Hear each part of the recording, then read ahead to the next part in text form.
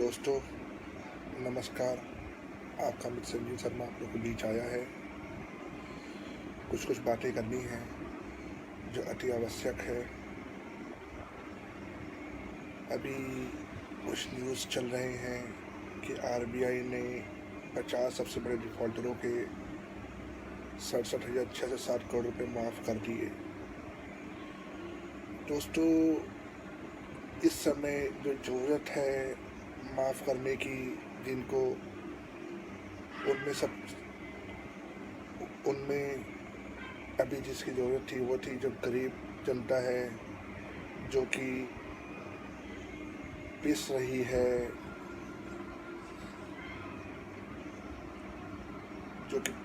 है और उसके खाने को नहीं है। उन पे जो कर्ज है अगर उसको थोड़ा ध्यान दिया जाता तो अच्छा रहता।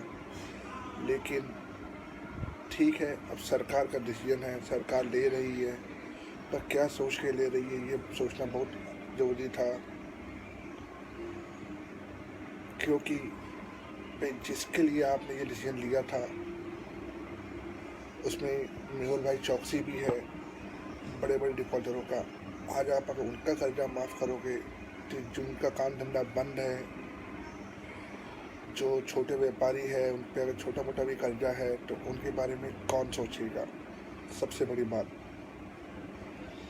आज आरबीआई ने जो किया है, भाई आपको अगर कर्जा माफ़ करना था तो उनके बारे में भी सोचना चाहिए था जिनके ईएमआई चल रहे हैं और इस संकट घड़ी में वो ईएमआई नहीं भर पा रहे। सामने लॉकडाउन के कारण सामने स्कूल खुलेंगे, लोगों को मैसेजेस आ रहे, स्कूल फीस भरने हैं, इलेक्ट्रिसिटी का बिल है, मोबाइल बिल है, क्रेडिट कार्ड बिल है। ये सब चीज़ के ऊपर ध्यान कौन देगा। मैं तो बार बार कह रहा हूँ कि केंद्र राज्य सरकार को सोचना चाहिए।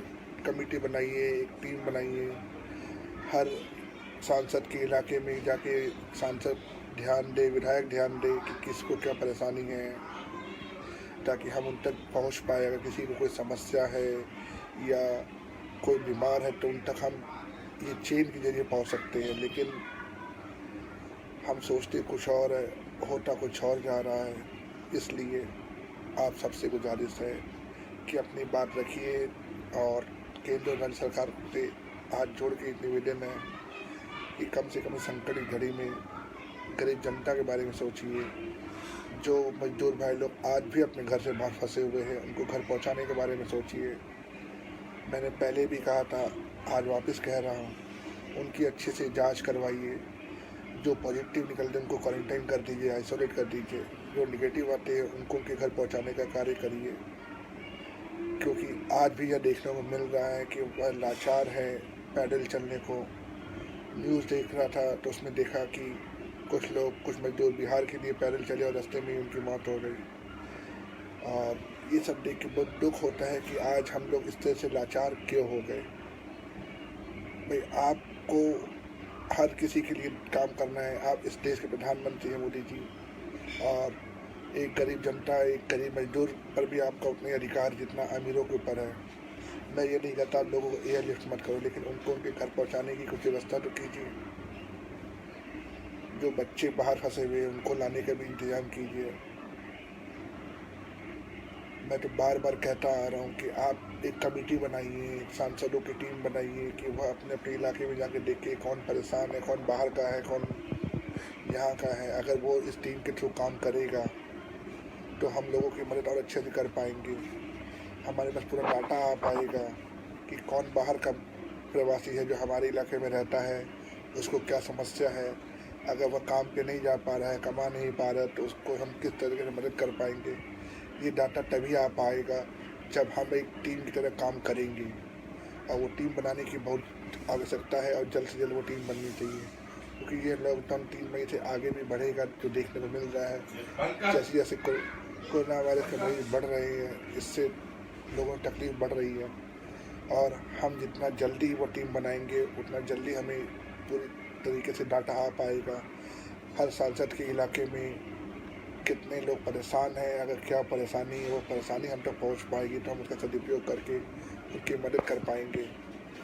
हम 1 to 1 हेल्पिंग क्यों नहीं कर पा रहे? सांसद, विधायक, पार्षद एक होकर काम क्यों नहीं कर पा रहे? चुनाव के समय हम प्रचार करने घर घर जाते हैं, हमारे कार्यकर्ता घर घर जाते हैं। मैं नहीं बोल रहा आप 20-20 आदमी करके घर में जाओ, 2 आदमी करके हर इलाके में, हर वार्ड में 2-2 आदमी को अगर आप बोला जाए कि आप अपने वार्ड में घूमिए। एक पार्षद के पास अपने हर एक वोटर के घर का नंबर होता है, उसके किसी न किसी आदमी का नंबर होता है। वह फ़ोन करके बोले मेरा आदमी आएगा, आपको कोई भी समस्या है उसे बताइए, उस समस्या का निदान हम मिलकर करेंगे। अगर ये डाटा हम लोग के पास भी आ जाए, जो हम समाज सेवी है, सामाजिक संस्था है, तो भी वो आगे आ पाएंगी। पर बगैर डाटा के हम जहाँ तक देख पा रहे हम वहाँ तक मदद कर पा रहे, पर जो डाटा हमारे पास नहीं आ पा रहा हम वहाँ तक नहीं पहुँच पा रहे। आज भी कई लोगों को मदद की ज़रूरत है और हम तो अपनी तरह से पूरी कोशिश कर रहे हैं, लेकिन जो काम केंद्र सरकार और राज्य सरकार कर सकती है वो काम हम नहीं कर सकते। इसीलिए मैं बार बार आप लोग से आग्रह कर रहा हूँ कि 2-2 करके हर वार्ड में जाइए, हर एक घर में जाकर लोगों से पूछिए आपको क्या परेशानी है, क्या समस्या है। अगर कोई बीमार है तो किस बीमारी से बीमार है, क्योंकि अभी मौसम बदल रहा है। जो कोरोना वायरस के लक्षण हैं और नॉर्मल फ्लू का लक्षण एक ही है। सर्दी, खांसी, जुकाम इस मौसम जो बदलता है उसमें सबको होता है। इससे डरने की आवश्यकता नहीं है, लड़ने की आवश्यकता है। लेकिन आजकल जिस तरीके से मीडिया पे, न्यूज़ पे आ रहा है, इससे लोग दहशत में आ जा रहे हैं, डर रहे हैं और लोग वायरस से कम, डर से ज़्यादा मर रहे हैं। इसलिए मैं आप सबसे आग्रह करता हूँ, सचेत होइए और लोगों को सचेत करिए। मैंने पहले भी बताया था, फिर बता रहा हूँ कि जो फेक न्यूज़ है वो लोग उससे दूर रहे, रूमर से दूर रहे, सोशल मीडिया का उपयोग सोच समझ कर करें। कुछ अगर अच्छा हो, उससे किसी को शिक्षा मिलती है तो वो बात ज़रूर आप लोगों को तक फैलाएं। लेकिन कुछ ऐसा हो जिससे कोई आहत हो जाए, वो चीज़ को हमें आगे फॉरवर्ड नहीं करना चाहिए। और मैं आप लोगों से यही कहना चाहता हूँ कि हम सब मिलकर केंद्र सरकार, राज्य सरकार के साथ है, प्रशासन के साथ है। यह सुन के बहुत दुख हो रहा है कि भाई हमारे डॉक्टर्स लोग संक्रमित हो रहे हैं, उनसे उनकी जान जा रही है। हमारे सुरक्षाकर्मी संक्रमित हो रहे हैं, उनसे उनकी जान जा रही है। इसलिए मैं हमारे प्रधानमंत्री मोदी जी से फिर से आग्रह करता हूँ कि जो ज़रूरी इक्विपमेंट है वो जल्द से जल्द मुहैया कराई जाए सबके पास।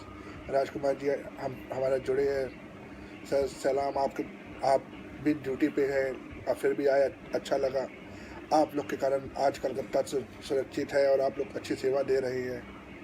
मैं यही सब आप लोग बताना चाहता हूँ कि भाई हमारा प्रशासन, हमारे सुरक्षाकर्मी हमारे लिए दिन रात काम कर रहे हैं, तो हमारा भी फर्ज बनता है कि उनका ध्यान रखने के लिए हम अपने घर पे रहे, बगैर जरूरी काम के घर के बाहर ना निकले।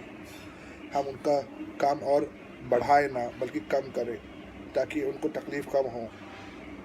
जो भी अगर आपके पास आ रहा है या वो आपकी मदद करने के लिए आएगा, सोच समझ से उनके बात कीजिए, उन पे हमले ना कीजिए, उनको अपना समझिए, ये हमारी जिम्मेदारी बनती है।